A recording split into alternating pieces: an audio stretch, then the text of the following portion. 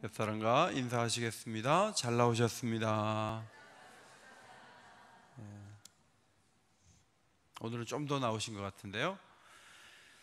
주를 위하여 있는 몸이라는 제목의 말씀입니다.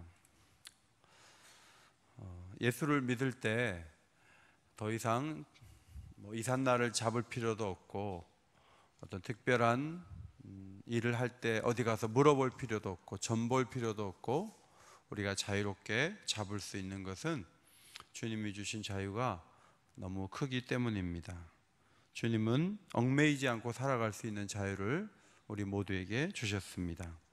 고린도 교회 성도들은 체질적으로 자유분방했는데, 지난 주일에 말씀드린 것처럼 무역이 발달하고 물건을 많이 팔다 보니까 어떤 기준에 얽매이기보다는 물건을 많이 파는 방향으로 자꾸 생각하는 그런 자유로움이 그들에게 있었습니다. 그러나 그 자유가 아무리 주어졌다고 할지라도 12절에 모든 것이 가능하다 해도 그것이 다 유익한 것이 아니니라. 자유를 행사했는데 결과적으로 손해가 나고 오해가 생기고 문제가 생긴다면 그 자유를 행사한 것이 제대로 한 것이 아니다, 그런 말씀이죠. 로마는 법이 발달되어 있었는데 교인들 간에 문제가 생길 때 법정으로 가서 예수 믿지 않는 재판장이 교인들의 문제를 판단해 주는 그런 일들이 일어남에도 불구하고 그것이 우리 자유다, 우리가 법적 행사를 우리가 가서 하는데 교회에서 무슨 말을 하느냐, 이렇게 볼 수 없다. 그것은 나중에는 모두에게 유익하지 않은 것이 될 것이다. 사도는 자유의 시작과 끝이 유익해야 한다, 그렇게 말하고 있습니다. 13절에서 음식은 배를 위해 있고 배는 음식을 위하여 있느니라. 일반적으로 음식은 배를 위해서 있어요. 우리가 먹으라고 고기도 있고 과일도 있는 거예요. 그런데 여러분, 배가 음식을 위해서 있다. 이것은 굉장히 독특한 표현이에요. 사실 음식이 없다면 위장이 무슨 소용이 있겠어요? 그러니까 배도, 이 위장도 음식이 있을 때 자기 역할을 다 하는 거지, 음식이 없으면 배가 할 일이 뭐예요? 배가 성경 묵상합니까? 배 가지고 배치기 합니까? 배 가지고 할 수 있는 게 뭐가 있어요? 배로는 음식을 항상 배는 기다리죠. 그래서 배와 음식이 이렇게 상관관계가 있다 하는 거죠. 그런데 하려고 하는 진짜 얘기가 뭐냐면, 음식이나 위장의 기능이 계속되는 게 아닌 거예요. 천국에 가면 음식 먹고 막 너무 맛있게 먹고 또 화장실 가고 또 분뇨 차가워서 또 퍼가야 되고, 이런 일들이 없는 거죠. 우리 위장도 막 그 가치가 계속되는 게 아니잖아요. 하나님은 이것저것, 음식도 위장의 기능도 다 폐하실 것이다. 그래서 이 부분을 통해서 우상에게 바쳐진 그 음식을 먹는 문제가 교인들이 그렇게 갈라설 정도로 중요한 문제가 아니고, 이럴 수도 있고 저럴 수도 있다는 것을 가르치고 있는 것입니다.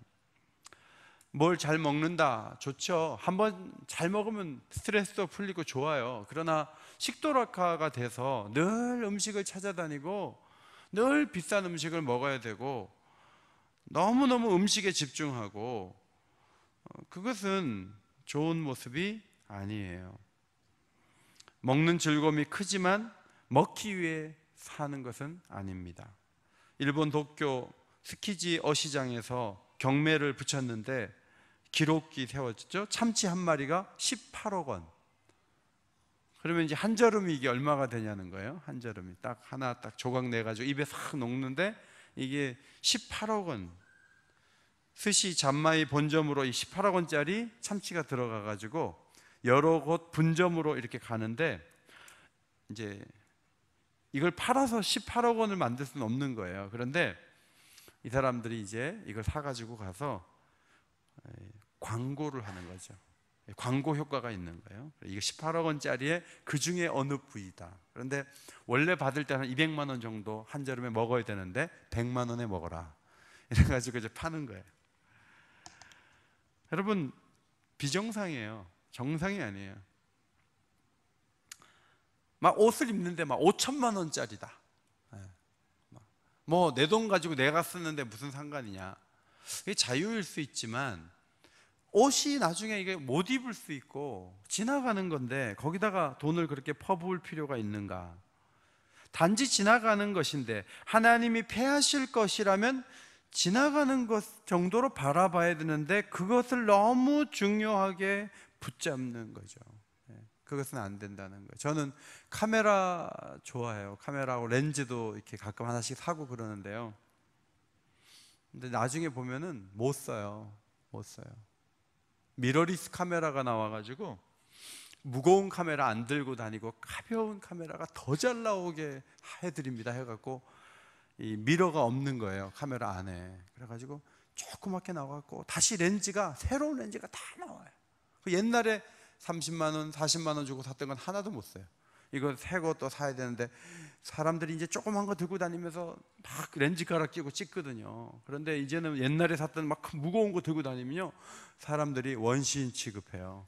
야, 뭐 그렇게 무거운 걸 들고 다니냐. 여러분, 나중에 조그만 그 카메라도 이제 못 쓰는 때가 또 와요. 딴 거 또 개발해갖고 그건 옛날 거라고 얘기를 하면서 그건 치우라고 얘기를 하는 거예요. 다 폐하여진다는 거예요. 그런 부분에 대해서는 절제하는 게 마땅하다. 지금 사도가 정말 얘기하려고 하는 부분은 13절 하반절이에요. 몸은 음란을 위하여 있지 않고 오직 주를 위하여 있으며 주는 몸을 위하여 계시느니라. 한번 읽을까요? 시작. 몸은 음란을 위하여 있지 않고 오직 주를 위하여 있으며 주는 몸을 위하여 계시느니라. 몸이 주어진 목적이 있는데 내 맘대로 살기 위해서 내 몸이 여기 있다, 이게 아니고 이 몸이 주님을 위해서 있다. 내 몸 가지고 내가 알아서 하는데 내 자유다, 이렇게 말하면 안 되고 오직 주를 위해서 있는데 그 다음 말씀이 특이하잖아요. 주는 무엇을 위하여 계세요? 몸을 위하여 계셔요. 전 이 말씀 보면서 이게 무슨 말씀이지? 그랬어요. 아까 배가 음식을 위해서 있다는 말하고 비슷하게 논리를 펴는 거죠.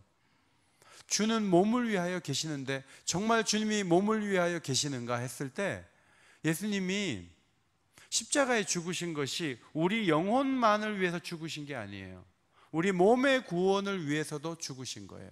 우리 영육을 모두의 구원을, 모든 것의 구원을 위해서 죽으신 거기 때문에 주님은 이미 우리 몸을 위해서 목숨을 바치셨어요. 따라서 이 몸이나 우리의 영혼이나 우리가 가진 모든 것은 값으로 산 것이 되었으니 아버지께 영광이 되는지 안 되는지를 생각하고 움직이는 것이 맞다 하는 말씀이에요. 헬라인들은 육체를 무시하고 영혼만 소중하다고 믿어서 육체는 무덤이라는 생각을 했고, 어떤 시인은 나는 시체에 얽매인 불쌍한 영혼이다, 이렇게 말을 했어요. 자, 육체는 무시해도 되고 영혼만 소중하다고 했을 때 두 가지 문제가 있어요. 첫 번째로는 금욕주의에 빠질 수가 있어요. 육체를 자꾸 고행하게 해갖고 육체적 본능에 흐르지 않도록 하기 위해서 영적으로 살기 위해서 자꾸 금식하고, 그 다음에 철야하고, 그 다음에 모든 일을 할 때 애들하고는 소풍도 한번 안 가. 모든 일을 할 때 교회 일만 열심히 해요. 그렇게 해갖고 아이들에게 반감을 주는 거예요. 그리고 사람들 많은데 잘 안 가고 길게 광야 같은 데 가서 혼자 있을 때 더 경건하고 안정감을 느끼는 거예요. 여러분, 이것이 영적인 것이 아니에요. 좀 더 영적으로 살기 위해서 가족 간의 관계가 좀 안 좋을수록 하나님하고 더 깊어질 수 있다고 생각하는 목사님들이 계세요. 그런데 그것이 그렇게 바른 태도가 아닌 거예요. 한국 교회는 과거에 너무 금욕적이었어요. 그래서 교회 일을 많이 해야만 된다. 그리고 자기 몸이 무너져도 그래도 그렇게 하다가 죽으면 천국이다, 이렇게 해가지고 너무너무 자학하는 태도로 일관했던 거죠. 제가 오긴교회 와서 무릎 꿇고 기도를 계속 하다가 한 2, 3년 하니까 무릎이 아파가지고 신방 가서 앉을 수가 없더라고요. 그래도 교인들은 제가 앉아서 기도하는 걸 좋아하겠어요? 무릎 꿇고 하는 걸 좋아하겠어요? 목사님이 그래도 교회 와서 기도할 때 의자에 앉아서 하는 모습이 더 은혜로워요? 무릎 꿇고 하는 모습이 은혜로워요? 제가 금방 말씀드렸잖아요. 무릎을 꿇으면 다리가 아파가지고 신방 가서 막 통증을 느껴서 기둥 붙잡고 막 이렇게 앉는 거예요. 나이가 60도 안 됐는데. 그런 목사가 저기 앉아서 기도하는 게 은혜로워요, 그래도 무릎을 꿇는 게 은혜로워요? 예, 여러분 대답이 지금 그래도 무릎을 꿇어야 된다는 게 금욕주예요. 금욕주의. 너는 무릎 꿇다 그러다가 안진뱅이 되라. 그렇게 요구하는 게 바로 금욕주예요. 육체는 망가져도 영적으로 살면 된다는 거예요. 이게 안 된다는 거예요. 이게 삐뚤어진 거예요. 제가 얘기하잖아요. 제가 당이 올라가가지고 탁구 친다고. 그러면 그 탁구 치는 걸 가지고 여러분이 금욕주의적으로 해석을 하면 안 돼요. 목사님이 운동을 안 하면 수명이 60대로 끝난다. 70까지 살려면 운동을 가야 된다. 그런데 탁구를 치는 걸 가지고 뭐라고 하면 그분이 금욕주의자예요. 그러니까 몸은 망가져도 영은 사는 쪽으로 무조건 가야 된다. 금욕주의예요. 그 다음에 반대적인 게 고린도 교회인데, 고린도 교회는 몸이 중요하지 않으니까 육체로 뭘 해도 괜찮다. 이걸 뭐라 그러냐면 쾌락주의적인 태도라 그래요. 따라합시다. 쾌락주의. 육체는 중요하지 않으니까, 영혼만 중요하니까 육체를 어떻게 몰아가든 상관이 없다 그러면서 본능대로 살아도 영적으로만 건강하게 서 있으면 된다, 이렇게 생각했어요. 이렇게 주장하고 별짓을 다 하고 다니고 교회에 와가지고는 영적으로만 건강하면 된다고 생각해요. 여러분 아시는 것처럼 몸으로 범죄하면요, 영이 망가지잖아요. 몸과 영혼이 연결되어 있는데 고린도 교인들은 영혼 따로 육체 따로 있고, 육체로 별짓 다 하고 본능대로 살아도 영적인 영향만 받지 않으면 된다라고 말도 안 되는 생각을 했던 것입니다. 몸을 함부로 굴리면 안 돼요. 청년들, 몸을 함부로 굴리면 절대로 안 돼요. 여러분 여기 6장 9절 보면요, 음행하는 자나 간음하는 자나 탐색하는 자나 남색하는 자나, 이 성적인 범죄를 몸으로 하잖아요. 그 다음 6장 10절에 술 취하는 자는 하나님의 나라를 유업으로 받지 못하리라 그랬어요. 이 말은요, 천국 못 간다는 얘기예요. 몸을 함부로 굴리면 천국 못 가요.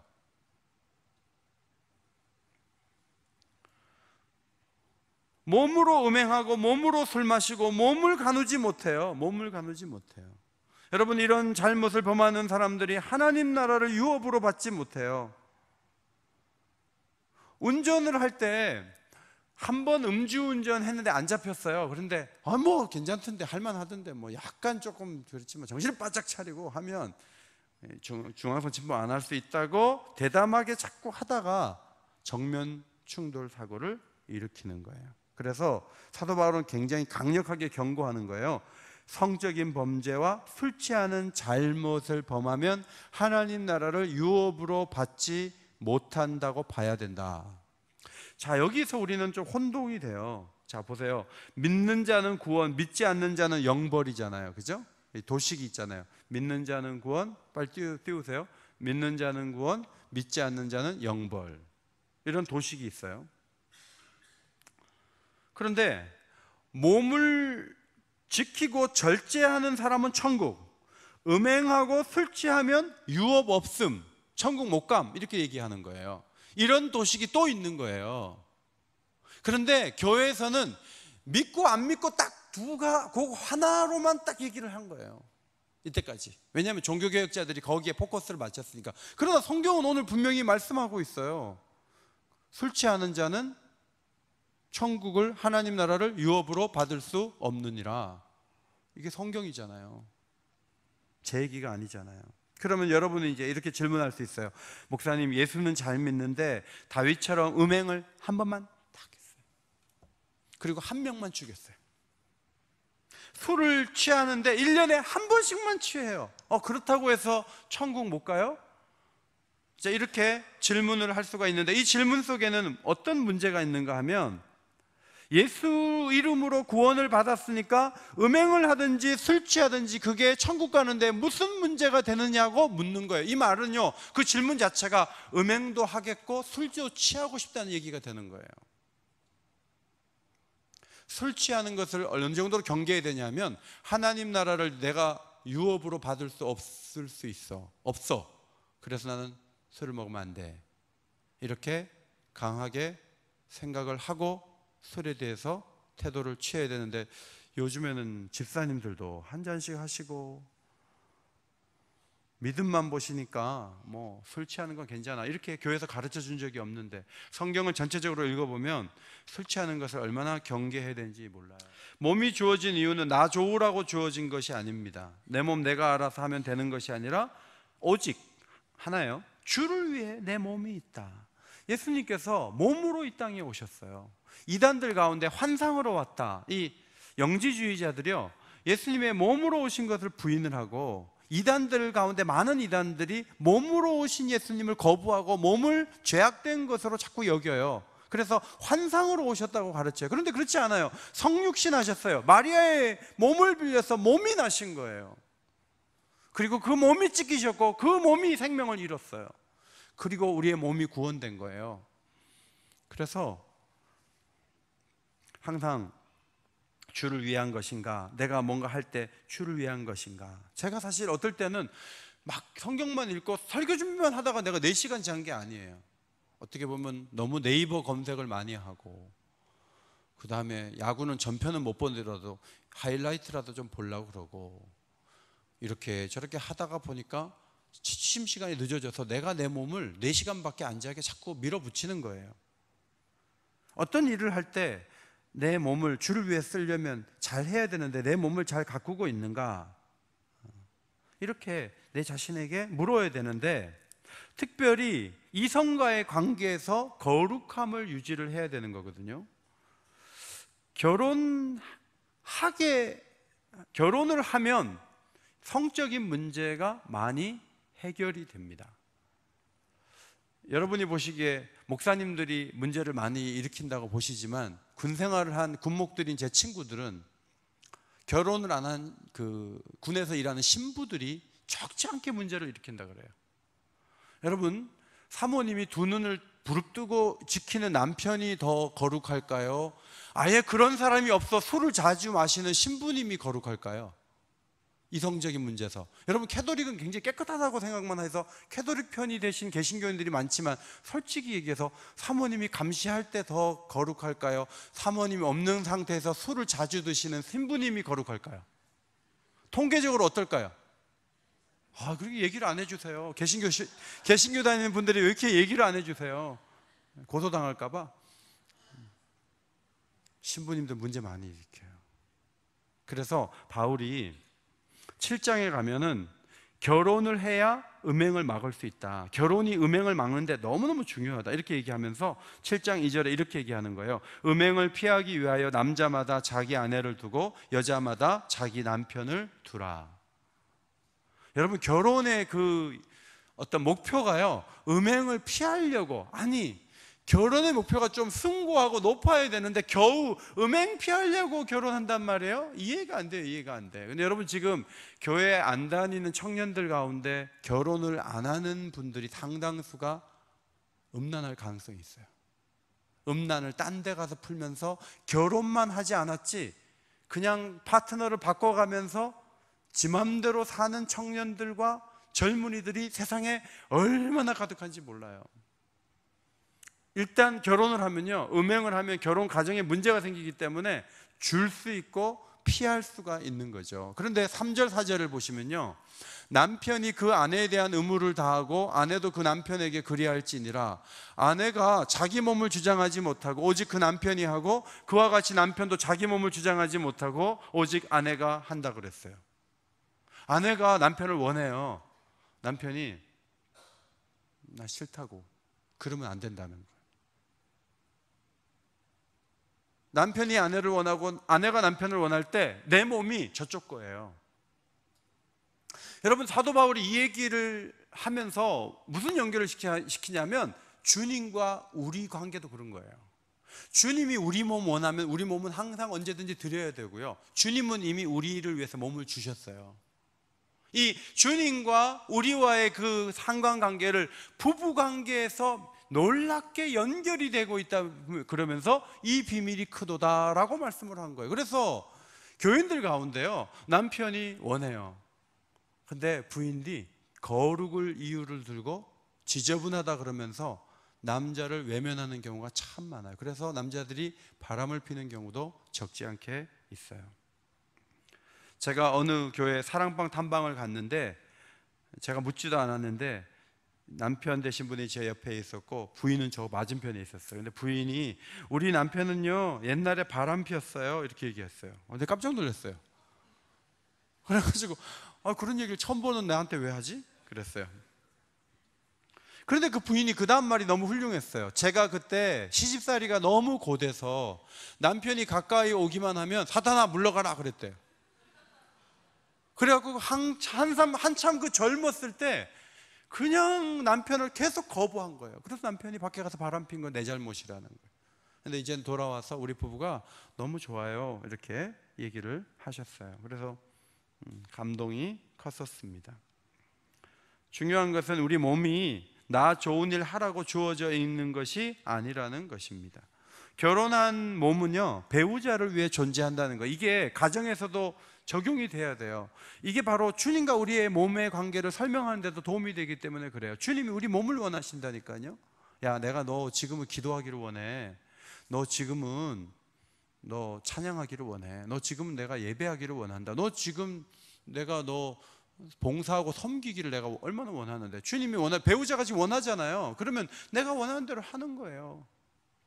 주님은 우리가 원하기도 전에 목숨을 바치셨지만, 그리고 여러분 이 몸은요 이 땅에서 이렇게 살다가 천국에 가면 신령한 몸이 돼요. 따라합시다. 신령한 몸, 영원한 몸, 하늘에 속한 몸, 영광스러운 몸, 강한 몸.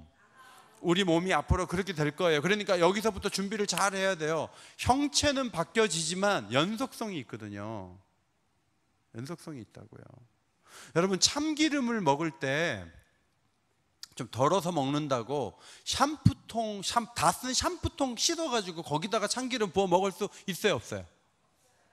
깨끗하게 씻으면 되죠. 깨끗하게 소다 넣어가지고 막 해서 거품 완전히 내가지고 거기다가 참기름 부어서 먹어요 안 먹어요?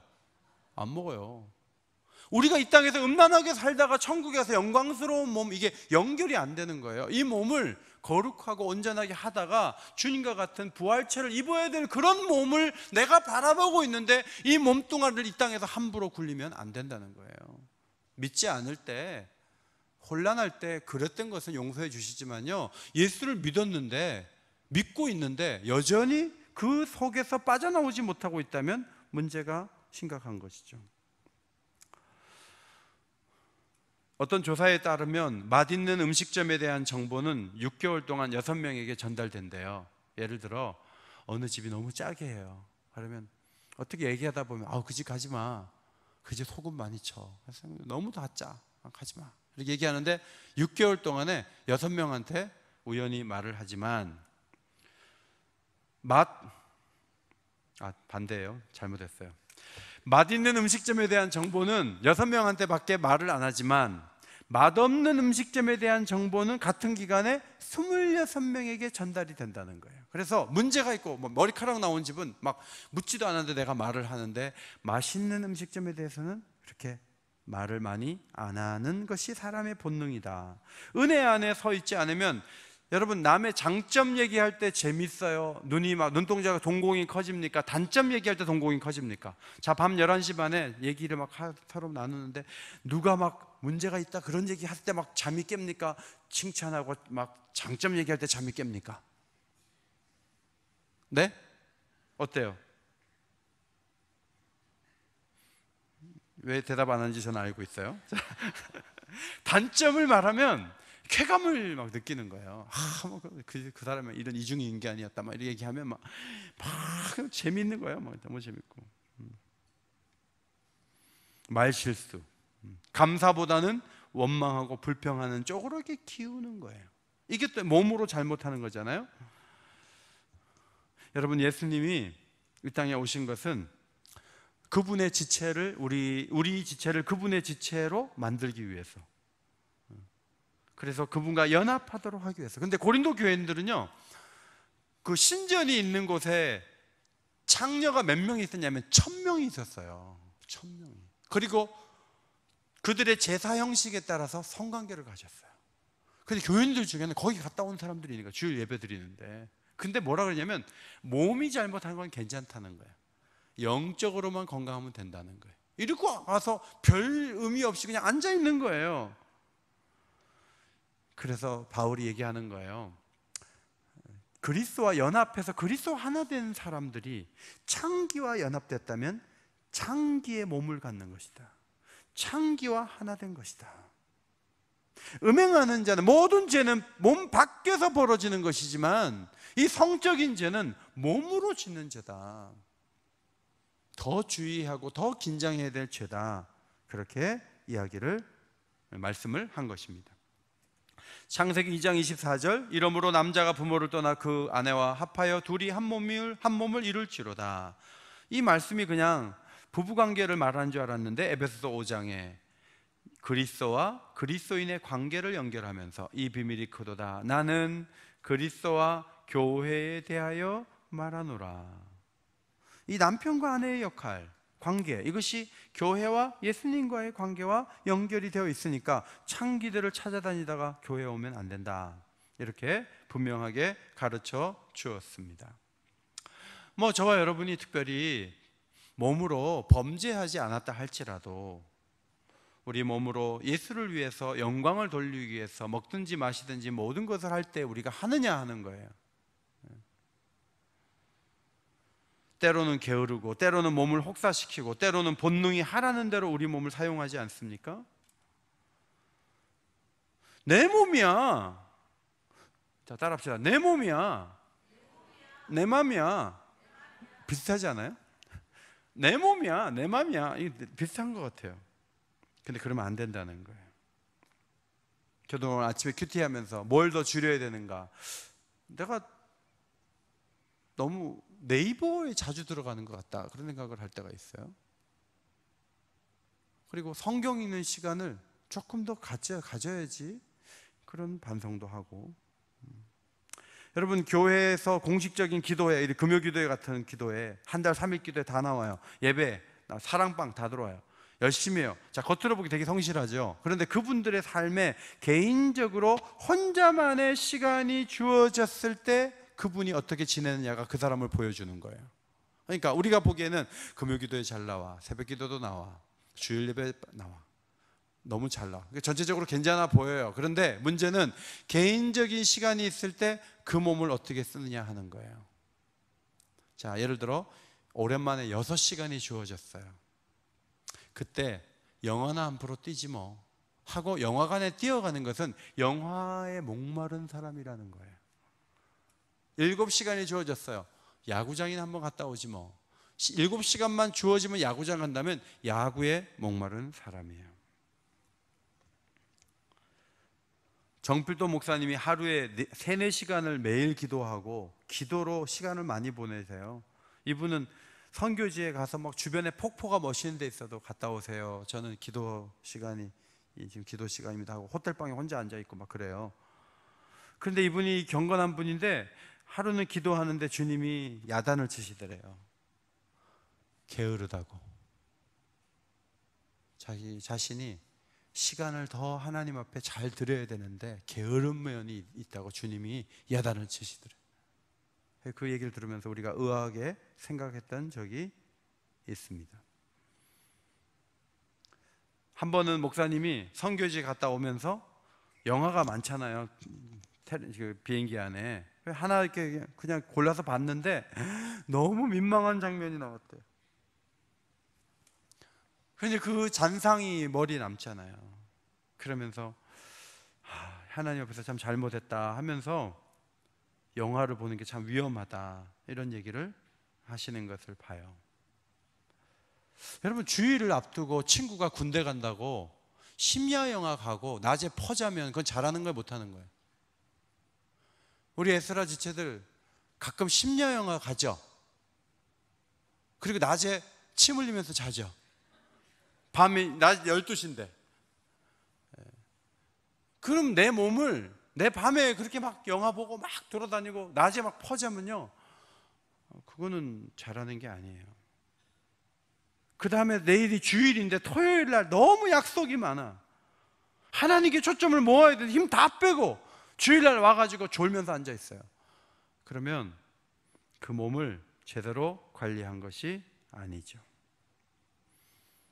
이건 내 자유야, 죄는 아니야, 이렇게 생각하지만 유익하지 않잖아요. 주님이 기뻐하는 일이 또 아니었잖아요. 2000년 중국 역사에서 황제 숫자만 230명이 넘었대요. 230명. 이제 궁궐에서 아버지가 왕이니까 왕위를 물려받은 왕들은 거의 다 무기력한 왕들이고요, 좀 힘이 있는 왕들은 대부분 개국 군주들이 힘이 있는데, 이 사람들은 군사 전문가도 아니고 정치가도 아니고 대부분 간계의 술수와 간계에 능통한 음모가들이었대요. 음모가.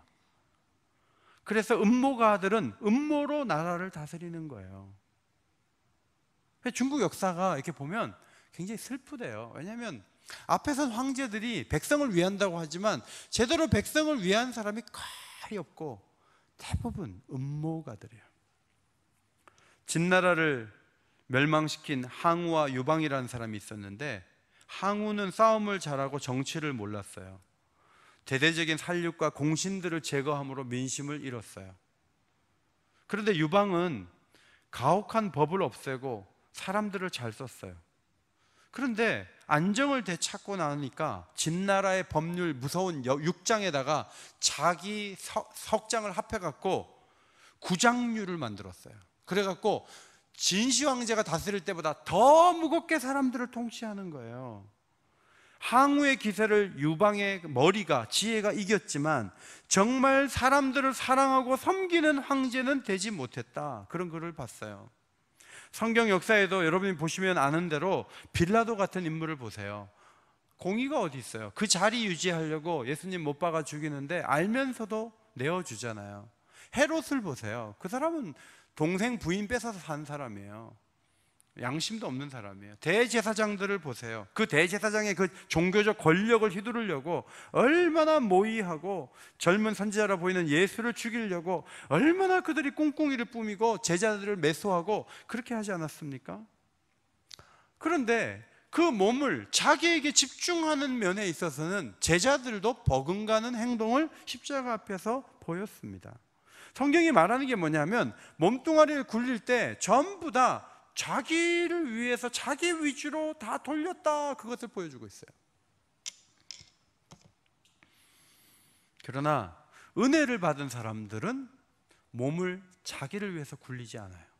은혜를 받으면 주를 위해서 자기 몸을 드릴 줄을 알고 헌신하는 사람의 모습을 갖추게 되는데, 조지 휘트필드라는 분 아시죠? 대단한 설교자였는데, 그가 저는 어릴 때부터 굉장히 경건하게 자란 줄 알았더니 아니었어요. 거짓말, 속된 말, 어리석기 짝이 없는 농담에 빠져 살았고요, 주의를 어기고 예배 안 가고 극장에 놀러 다니고 노름을 이삼고 연애 잡지나 읽었던 한량이었답니다. 15살에는 학교도 잘 안 다니고 라틴어와 헬라어 공부도 포기하는 모습을 보이면서 여관에서 평범한 급사로 1년 반 동안 일을 했대요. 그런데 이 사람이 펜브로크 대학이라는 경건한 대학에 들어가서 은혜 받는 자리마다 참석을 한 거예요. 은혜 받는 자리마다 나간 거예요. 여러분, 교회 나오는 게 능사는, 모든 일의 능사는 아니지만 그래도 여러분 금요일날 나오시는 게 중요해요. 왜냐하면 은혜 받는 자리에 오면 초점을 더욱 모을 수 있는 힘을 우리에게 주실 줄 믿습니다. 조지 휘트필드가 이 대학에 들어가서 경건회에 자꾸 참석하면서 영향을 받는 거예요. 한량으로 지내다가 이러면 안 되겠구나. 그리고 시간이 날 때마다 감옥에 가서 죄수들을 방문해서 책을 읽어주고 성경을 읽어주고 그런 일을, 선한 일을 자꾸 한 거예요.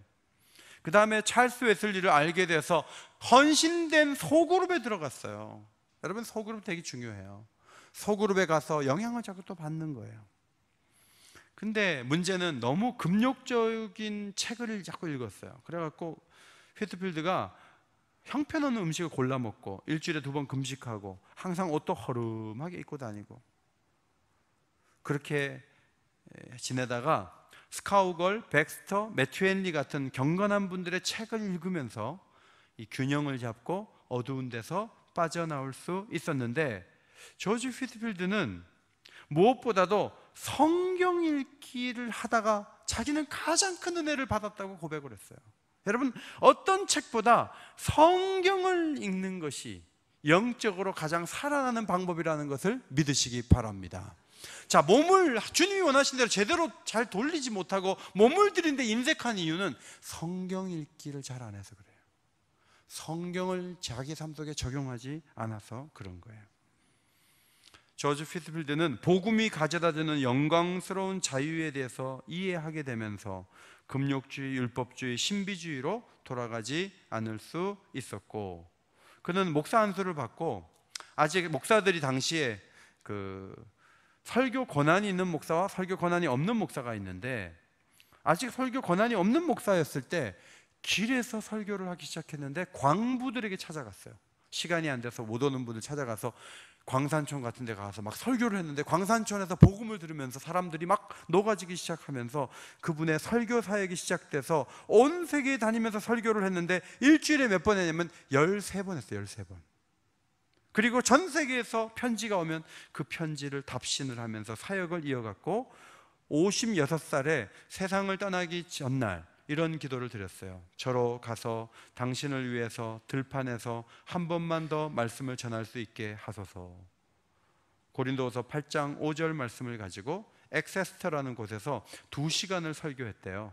그리고 다음 날 하나님께서 그의 영혼을 불러주셨어요. 은혜 아니면 우리의 몸을 하나님이 기뻐하시는 쪽으로 몰아가기가 상당히 어렵습니다. 은혜가 적은 사람일수록 교회 일을 조금 하면서 굉장히 티를 많이 내요. 그리고 아주 시간 관리, 자기로 해서 시간을 막 쓰면서도 하나님의 일을 하는 데 대해서는 아주 인색한 경우가 많이 있어요. 그것은 은혜를 받는 것이 너무 적은 데서 나타나는 현상이라고 볼 수 있습니다.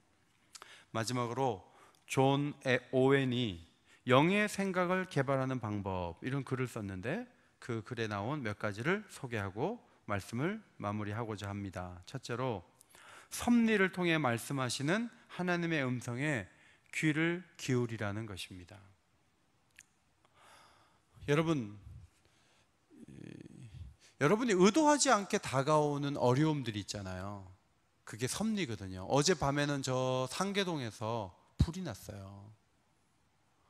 그래서 축구장 5개만큼 탔다 그러는데 저희 어머니가 그 근처에 사세요. 그래서 오늘 통화를 했는데, 섭리적인 어떤 일들이 있어요. 불행한 일도 있고 어려운 일도 있는데 그런 일을 그냥 지나치지 말라는 거예요. 막 가다가 다리가 삐었다 그러면요, 내가 이 다리로 주님이 기뻐하지 않는 쪽으로 갔던 일은 없는가 되돌아보는 거예요. 저는 이제 당뇨약을 5개월째 먹고 있는데 그걸 먹으면서 내가 너무 열심히 먹지는 않았는가, 내가 먹을 때 너무 조심 없이 먹지 않았는가, 그런 걸 생각해 봤어요. 여러분, 어떤 일이 벌어지면 자꾸 그걸 나쁘게만 보지 마시고 하나님이 섭리 가운데 우리에게 주시는 뭔가 뜻이 있다고 보는 게 맞아요. 지금 보를 다 허물어 버려야 된다, 막 환경론자들의 얘기가 있는데 보를 허물라 그랬는데 가뭄이 심한 거예요. 그래서 보 허문 얘기 나오고 그 다음 날부터 가뭄 얘기가 나와요. 이렇게 비를 안 주시고 5월달 되고 6월달 될 때 모내기 할 물이 없어서 바짝바짝 마르는 그런 사진들을 이렇게 보면서 우리가 정부 관계자들만 요구를 할 거냐는 거예요. 아니라는 거예요. 뭔가 이 민족을 향한 하나님의 메시지가 있어요. 그것을 그리스도인이 아니면 어떻게 알아들을 수가 있겠습니까? 개인적인 어려움이 있든지 국가적인 어려움이 있든지, 두테르테 같은 사람이 말을 마구 하잖아요. 그러다가 그 나라에서 지금 막 엄청난 전쟁 같은 일이 막 벌어지고 있잖아요. 트럼프가 저렇게 막말하고 협약 맺은 거 다 깨고 다니고, 여러분, 그게 미국 사회에 지금 무슨 의미를 주고 있는지 미국인들이 봐야 돼요. 자기네들이 뽑은 사람이잖아요. 어떤 섭리적인 것을 읽지 못하면 긴장할 수 없고 깨달을 수도 없는 거예요.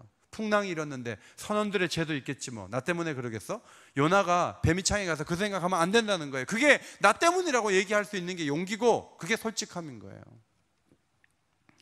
두 번째로는 비슷한 얘기인데 닥쳐온 시련과 시험에 대해서 숙고하는 거예요. 영적인 질병도 있잖아요. 여러분이 유혹을 너무 많이 받잖아요. 그러면 이미 여러분이 병든 거예요. 유혹이 아니었던 시절이 있는데 요즘 와서 그게 너무 유혹이 되고 힘이 들어. 그럼 내가 약해져 있는 거예요.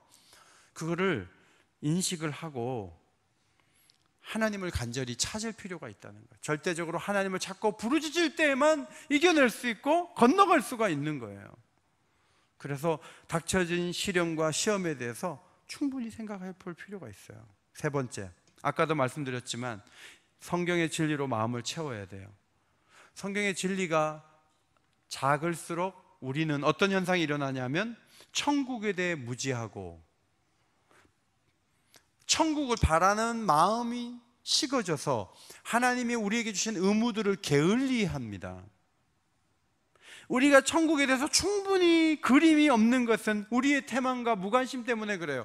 너무나 충분하게 성경을 통해서 가르쳐 주셨고 영적으로 우리에게 많은 것을 주셨어요. 그런데 말씀에 무관심할 때 영적인 세계보다는 육적인 것들을 자꾸 추구하게 되는 거예요.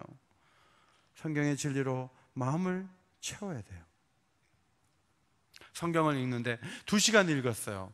다 읽고 나서 1시간밖에 안 지난 것 같아. 말씀이 너무 좋아. 영적으로 살아있는 거예요. 10분 읽었는데 2시간 지난 것 같아.